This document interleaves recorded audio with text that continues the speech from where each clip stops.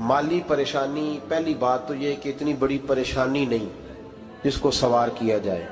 आयत पढ़ूंगा कुरान पाक की और मेरा ख्याल है कि बहुत सारी परेशानियां तो कुरान मजीद के लफ्ज़ों से दूर हो जाएंगी। सूरह हूद है, उसकी आयत नंबर 6 है, 12वें सिपारे की पहली आयत है। क्या अंदाज है और मेरे रब का कितना मन मोह लेने वाला और दिल को छू लेने वाला अंदाज है।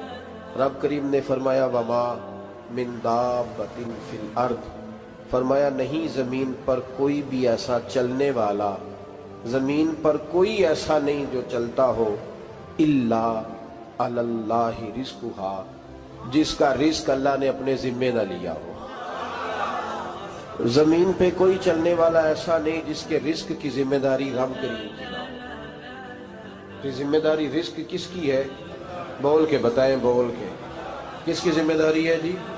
अल्लाह। देखिए गौर फरमाएं, यहाँ मुफस्सिरीन ने एक बात लिखी है इस आयत के तहत कि फरमाया जो ज़मीन पे चलने वाला है उसका रिज़्क अल्लाह के ज़िम्मे। फरमाते हैं कि ये अल्लाह ने हमारी अकल के मुताबिक हमसे बात की है, वरना आसमानों में जितनी मखलूक है रिज़्क उसका भी अल्लाह के ज़िम्मे ही है।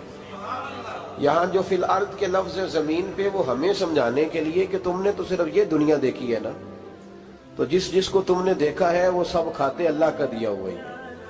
तो जो हमने देखा था रब करीम ने उसके मुताबिक हमें समझा दिया। फरमाया कुछ तो तुमने देखे ही नहीं, चलो उनकी तुमसे बात नहीं करते, पर जो तुमने देखे हैं उन सब का रिज़्क किसके ज़िम्मे है? अल्लाह के। मेरे रसूल करीम सैयद आलम सल्लल्लाहु ताला अलैहि वसल्लम कुरान मजीद की जब तर्जुमानी करते, वजाहत करते, तो महबूब पाक सल्लल्लाहु अलैहि वसल्लम भी कोई इश्काल रहने नहीं देते थे, कोई इश्काल नहीं रहने देते थे। मेरे महबूब करीम अलैहिस्सलातु सलाम ने फरमाया अल्लाह पे भरोसा रख के सवेरे निकल जाना रिज़्क की तलाश में। किस पे भरोसा रखना है? निकलना तुम्हारे जिम्मे है। ये ना कहना कि घर बैठूंगा तो यही आएगा, निकलना तुम्हारी जिम्मेदारी है। जितनी जिम्मेदारी है वो पूरी करना। अल्लाह पे भरोसा करके निकल जाना तुम्हारी जिम्मेदारी है।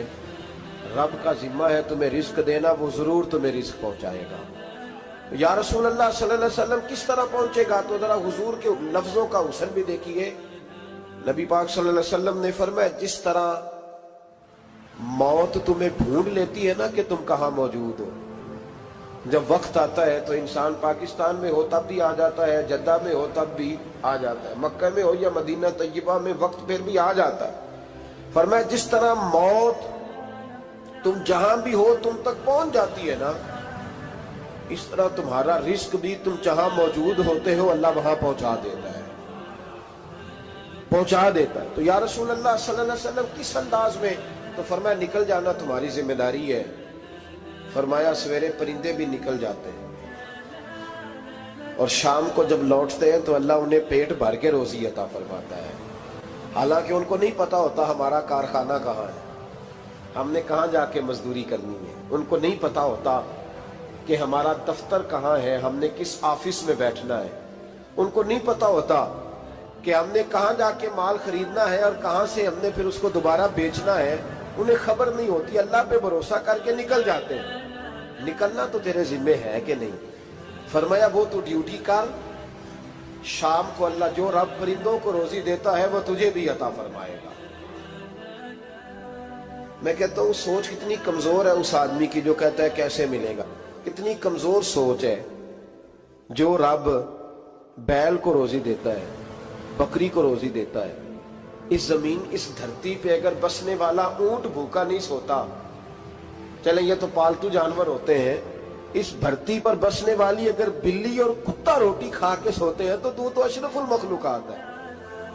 तूने अपने ज़हन में क्या टेंशन पाल लिया है कि नहीं आएगा तो मर जाऊंगा, क्या बनेगा, किस तरह होगा? तू क्यों इतना परेशान हो गया? भाई माली परेशानी सबसे ज्यादा उस बंदे ने ओढ़ ली है जिसकी तवक्कुल की बात कमजोर हो गई है।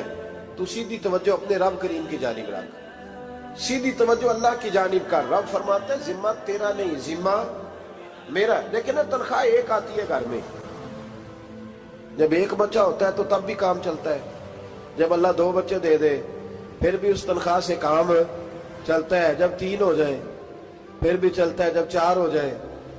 नहीं आप ना भी बोले तो बात तो सही है, बहरहाल काम फिर भी چلے اسی تنخواہ میں سے جب بندہ بڑے بیٹے کی شادی کر کے بہو بیاہ کے لے آئے تو پھر بھی کام چلتا ہے، اور جب اس بیٹے کو اللہ بچے عطا کر دے تو اسی گھر میں، اسی آنگن میں، اسی چھت کے نیچے کام چلتا ہے۔ تو پھر تو مان جانا کہ چلانے والا تو نہیں، چلانے والا کوئی اور ہے۔ پھر تو مان جا کے چلانے والا کوئی تو اس وقت جب تنخواہ تیری لگی تھی تو کہتا تھا ابا ابھی میری شادی نہ کر، میں بیوی کو کیسے کھلاؤں گا؟ تو وہی شخص ہے جس کی چھت کے نیچے پھر 1.5 درجن پوتے بھی پل رہے اور گزارا ان کا بھی ہو رہا ہے۔ تو رزق کا ذمہ کس کا ہے؟ اللہ کا ذمہ۔ اب ہمیں پتہ ہے، پہلی بات تو پریشانی اس لیے اتار دینی چاہیے کہ ذمہ ہمارا ہے ہی نہیں۔